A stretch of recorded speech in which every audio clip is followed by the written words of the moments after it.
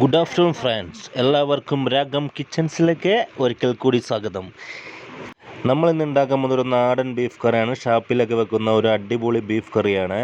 അതിനായി നമ്മൾ എടുത്തേക്കണ ഇത്ര സാധനങ്ങളാണ് നമ്മൾ എടുത്തേക്കുന്നത്. എല്ലാം നമ്മൾ ചതച്ച് അടിപൊളിയാക്കിയാണ്. ബീഫൊക്കെ എടുത്ത് നമ്മൾ മുളക് എല്ലാം മിക്സ് ചെയ്തിട്ട് അടിപൊളിയാക്കി വെച്ചിട്ടുണ്ട്.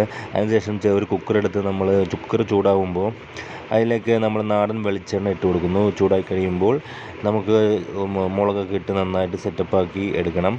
അപ്പോൾ നമ്മളിങ്ങനെ തിരുമ്മി വെച്ചിരിക്കുന്ന ബീഫൊക്കെ എടുത്ത് നമ്മളിങ്ങനെ എടുത്ത് ചെയ്യുക.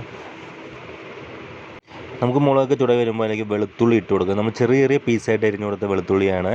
വെളുത്തുള്ളി ഇട്ട് കൊടുക്കുന്നു. വെളുത്തുള്ളി നല്ലൊരു മുരിഞ്ഞൊക്കെ വരുമ്പോൾ ഇഞ്ചി നമ്മൾ ചെറിയ പീസായിട്ട് അരിഞ്ഞിട്ട് കൊടുക്കുന്നു. അതിനുശേഷം കറിവേപ്പ് ഇല, നമ്മൾ മല്ലി ഇല, പച്ചമുളക്, പിന്നെ നമ്മൾ കുറച്ചൊരു 10 ഉള്ളി എടുത്ത് വെച്ചിട്ടുണ്ടായിരുന്നു. ഉള്ളി നമ്മൾ എടുത്ത് കൊടുക്കുന്നു. അതിനുശേഷം സവാള ചെറുതായിട്ട് അരിഞ്ഞ് ഇട്ട് കൊടുത്തിട്ട് നന്നായിട്ട് നമ്മൾ വാട്ടിയെടുക്കണം. ഈ കൂട്ടിലാണ് നമുക്ക് ഈ ബീഫിൻ്റെ ടേസ്റ്റ് വരുന്നത്. പെട്ടെന്ന് വാടാൻ വേണ്ടി നമ്മൾ ഉപ്പ് ഇട്ട് കൊടുക്കുന്നു. നല്ല അടിപൊളിയായിട്ട് വാടി കഴിയുമ്പോൾ നമുക്ക് അതിലേക്ക് അരിഞ്ഞു വെച്ചിരിക്കുന്ന തക്കാളി ഇട്ട് കൊടുക്കാം. തക്കാളി ഇട്ട് ഒന്ന് കഴിയുമ്പോൾ നമുക്ക് ബീഫ് നമുക്കതിലേക്ക് മിക്സ് ചെയ്ത് കൊടുക്കാം. ഇത്രയേ ഉള്ളൂ. അപ്പോൾ മിക്സ് ചെയ്ത് അങ്ങോട്ട് കൊടുക്കുക. അപ്പോൾ ആ മിക്സ് ചെയ്തതിന് ശേഷം നമ്മൾ മഞ്ഞൾപ്പൊടി ഇട്ട് കൊടുക്കുന്നു,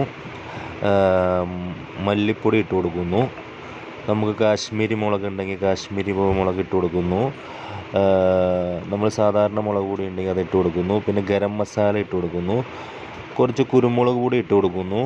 ഇതെല്ലാം ഇട്ട് കൊടുത്തിട്ട് നന്നായിട്ട് നമുക്ക് നല്ല എടുത്തിട്ട് ആവശ്യത്തിന് വെള്ളവും ചേർത്ത് നമ്മൾ കുക്കറിലിട്ട് നന്നായിട്ടൊന്ന് അടിച്ചെടുക്കുക.